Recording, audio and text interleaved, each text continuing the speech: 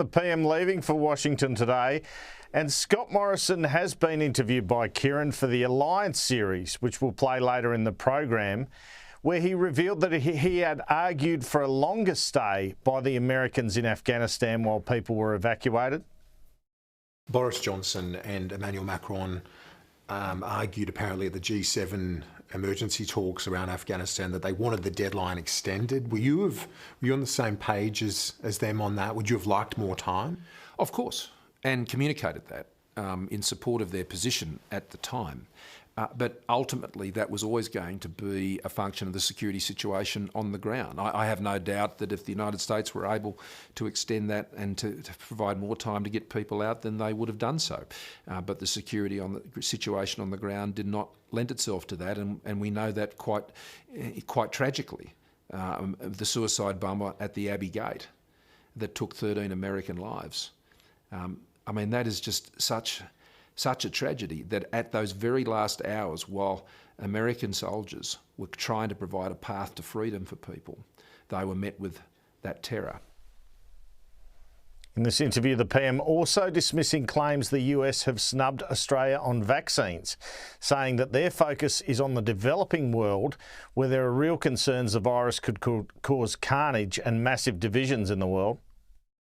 You did have a very good rapport with Donald Trump. They rolled out the red carpet for you at the White House. Are we seeing at the moment with, I think of the Pfizer requests, that they really haven't been that helpful? It was the UK that helped us, not the US. Is that partly because the Biden administration hasn't yet warmed to us, or what's your view on that? No, my view is that the United States, together with Japan, ourselves, India in the Quad relationship and so many other ways, is carrying a huge burden in terms of getting vaccines right across the developing world. And that's where so much of their focus is. And so, no, I didn't read anything into that at all, because we continue to work on so many other issues. And the PM explaining in his comments, which came ahead of the AUKUS agreement announcement last week and ahead of his trip to Washington for meetings with Joe Biden, Boris Johnson, Narendra Modi and Yoshihide Suga, that where the focus of the US in a security sense had been the Middle East for some time, now it was firmly in the Indo-Pacific. The PM argues this is of benefit to Australia. Well, I think what you've seen is a shift in US thinking and US policy as to where their major focus in the world is. And it's right here. It's right here in the Indo-Pacific.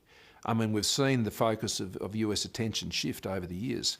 I mean, immediately after the Second World War, was building those great international institutions, the rebuilding of Europe, the rebuilding of Japan, the Marshall Plan, all of this. It was an extraordinary achievement in world reconstruction that the US led. Their attention then moved more towards the Middle East over the time we've been talking about.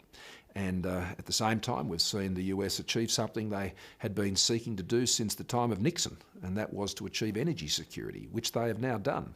The US is now very focused on the Indo-Pacific, and that is very important for Australia. That is very much in Australia's national interest, very much in our interests, and it's something that we have long encouraged, and I have particularly encouraged.